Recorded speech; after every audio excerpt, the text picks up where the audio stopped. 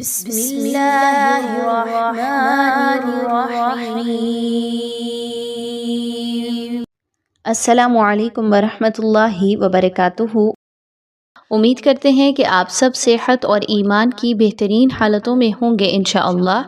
آج کی کلاس ہماری سورۃ الکہف کے سبق کے حوالے سے ہے۔ سورۃ الکہف کے رکوع نمبر 6 کو آج ہم تجویدی قواعد کے ساتھ مل کر پڑھنا سیکھیں گے، اور خاص طور پر ان الفاظ کے ہجے کھول کھول کے کیے جائیں گے جو ادائیگی میں یا دیکھنے میں اسٹوڈنٹس کو مشکل نظر آ رہے ہوتے ہیں۔ آئیے آج کا سبق آیت نمبر 45 کے ساتھ شروع کرتے ہیں۔ سبق کو شروع کرنے سے پہلے اپنے مائنڈ میں یہ چیز بٹھا لیجئے کہ آپ نے اچھے طریقے سے سننا ہے، اپنے کانوں کو کلاس کی طرف رکھنا ہے، اپنی آنکھوں کو اپنے قرآن کریم کے صفحے کی طرف رکھنا ہے، قرآن کریم کی اس آیت کی جانب رکھنا ہے جو ہم پڑھ رہے ہیں، تاکہ آپ کو اس کا بھرپور 100% فائدہ ہو سکے۔ آئیے آیت کو شروع کرتے ہیں۔ وَاضْرِبْ لَهُم مَّثَلَ الْحَيَاةِ الدُّنْيَا كَمَاءٍ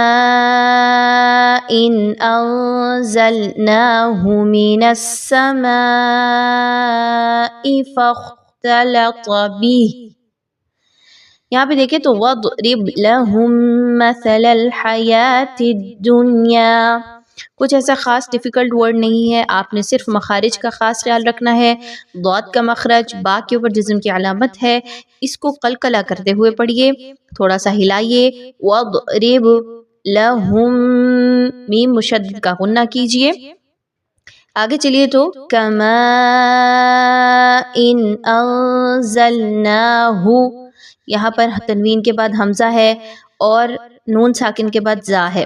آپ نے پہلے اظہار کرنا ہے، ان کی آواز کو بڑا کلیئر پڑھنا ہے، اس کے بعد آپ نے اخفا کرنا ہے۔ فَاخْتَلَطَ، تا باریک پڑھنی ہے، لام بھی باریک رکھنی ہے، اور پھر طا کو موٹا پڑھنا ہے۔ یاد رکھیے کہ خا اور طا کی وجہ سے تا اور لام موٹی نہیں ہو۔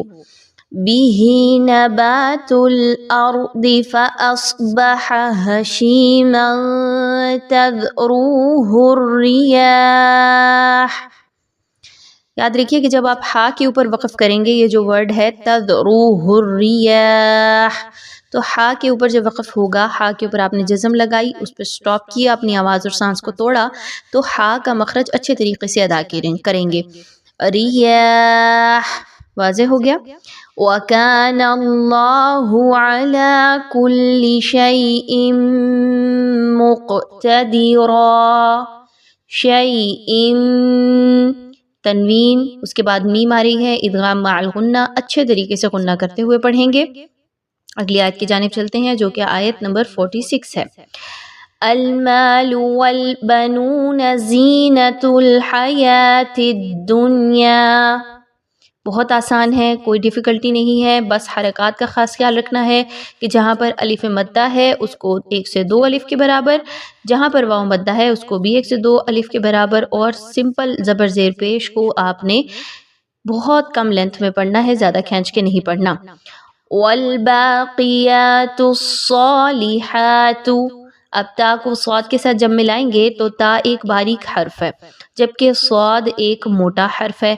تا اور صاد کو ملاتے ہوئے سیٹی کی آواز صاد میں آئے گی، جبکہ صاد خوب موٹی پڑھی جائے گی اور مضبوطی کے ساتھ ملایا جائے گا۔ والباقیات الصالحات خیر عند ربک ثوابا وخیر املا۔ بہت سے لوگ یہاں پر آیت نمبر 46 میں کیا غلطی کرتے ہیں کہ خیر املا، اس کو جلدی میں پڑھ رہے ہوتے ہیں تو عین کا مخرج کیونکہ وہ پریکٹس میں لا رہے ہوتے ہیں تو یہاں پہ عملا پڑھ دیتے ہیں۔ یاد رکھیے یہاں پر حمزہ کے ساتھ یہ ورڈ موجود ہے، خیر املا، عین نہیں پڑھنی، حمزہ کو پڑھنا ہے، عین کا مخرج یہاں پر ادا نہیں ہونا چاہیے۔ آیت نمبر 47 کی جانب چلتے ہیں۔ وَيَوْمَ نُسَيِّرُ الْجِبَالَ وَتَرَى الْأَرْضَ بَارِزَةً وَحَشَرْنَاهُمْ، یہاں پہ دیکھیں تو وَيَوْمَ نُسَيِّرُ الْجِبَالَ، یہاں پر آپ نے خاص توجہ دینی ہے سین اور یا کو ملاتے ہوئے. یا میں آپ نے سیٹی کی آواز کو جتنا ہو سکے ختم کرنا ہے، سین کو یا کے ساتھ مضبوطی کے ساتھ ملاتے ہوئے. کیسے؟ نُسَيِّرُ الْجِبَالَ وَتَرَى الْأَرْضَ بَارِزَةً وَحَشَرْنَاهُمْ.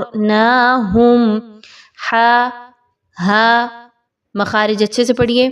فَلَمْ نُغَادِرْ مِنْهُمْ أَحَدًا. نغادر، اب یہاں پہ خواہ کی آواز نہیں آنی چاہیے، نخادر اس طرح کی آواز نہیں ہو بلکہ غین ہے تو غین کی ہی ادائیگی رکھیے. فَلَمْ نُغَادِرْ مِنْهُمْ أَحَدًا. آیت نمبر 48 کی جانب چلتے ہیں. وَعُرِضُوا عَلَى رَبِّكَ صَفًّا. صفا وقف کی صورت میں الف مدہ میں بدل گیا، دو زبر کی تنوین. لَقَدْ جِئْتُمُونَا كَمَا خَلَقْنَاكُمْ أَوَّلَ مَرَّةٍ. لَقَدْ جِئْتُمُونَا كَمَا خَلَقْنَاكُمْ أَوَّلَ مَرَّةٍ. آخر کا جو ورڈ ہے مرہ، اس کو دیکھیے گول تا ہے اور اس کے نیچے دو زیر کی تنوین ہے. اگر تو آپ یہاں پہ ملا کر پڑھنا چاہ رہے ہیں اگلے حصے کو تو آپ یہاں پر اقلاب کریں گے. مرتم بل زعمتم. ٹھیک ہے، اگر الگ پڑھنا ہے تو یہاں پر وقف کریں، گول تا کو گول ہا میں بدلیے. اول مرہ بل زعمتم ان لن نجعل لكم موعدا. حمزہ کو لام کے ساتھ ملائیں، پھر لام کو نون کے ساتھ ملائیں. نج میں جیم کا قلقلہ کرتے ہوئے پڑھیے.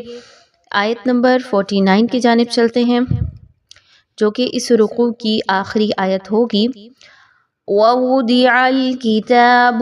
اب یہ جو پہلا ورڈ ہے اس میں بہت سے لوگ کیا غلطی کرتے ہیں کہ یہاں پر فرسٹ والی واؤ کو مس کر دیتے ہیں، اسکپ کر دیتے ہیں. وُضِعَ الْكِتَابُ پڑھ دیتے ہیں، تو یاد رکھیے پہلے ایک واؤ ہے جس کے اوپر زبر ہے اینڈ دین واؤ پیش کے ساتھ موجود ہے. وَوُضِعَ الْكِتَابُ فَتَرَى الْمُجْرِمِينَ مُشْفِقِينَ مِمَّا فِيهِ. مجرمین مشفقین دونوں میں یا مدہ، میم یا زیر می، قاف یا زیر قی، سیم لینتھ میں پڑھی جائے گی. وَيَقُولُونَ يَا وَيْلَتَنَا مَا لِهَذَا الْكِتَابِ لَا يُغَادِرُ صَغِيرَةً وَلَا كَبِيرَةً إِلَّا أَحْصَاهَا. یہاں پر آپ نے خاص توجہ دینی ہے. صَغِيرَةً وَلَا كَبِيرَةً إِلَّا أَحْصَاهَا. تمام حروف کے مخارج کے اوپر صاد غین، دین آپ نے جب ادغام مع الغنہ کرنا ہے دو زبر کی تنوین کے بعد واو آ رہی ہے. صغیرۃ ولا غنہ کرتے ہوئے پڑھیے. کبیرۃ الا یہاں پر اظہار کیجئے. احصاها میں ہا، صاد اور ہا تینوں بہت اہم مخارج ہیں. صاد موٹا حرف ہے، ہا باریک ہے جبکہ ہا بھی موٹا ہے. آپ نے ان کو اچھے طریقے سے پڑھنا ہے. وَوَجَدُوا مَا عَمِلُوا حَاضِرًا وَلَا يَظْلِمُ رَبُّكَ أَحَدًا. اس طریقے سے آیت نمبر 49 بھی مکمل ہوگی اور آج کا سبق بھی اختتام کو پہنچے گا. امید کرتے ہیں کہ آپ نے بھرپور فائدہ اٹھایا ہوگا انشاءاللہ. آگے آنے والی کلاس تک دیجیے اجازت. السلام علیکم ورحمۃ اللہ وبرکاتہ.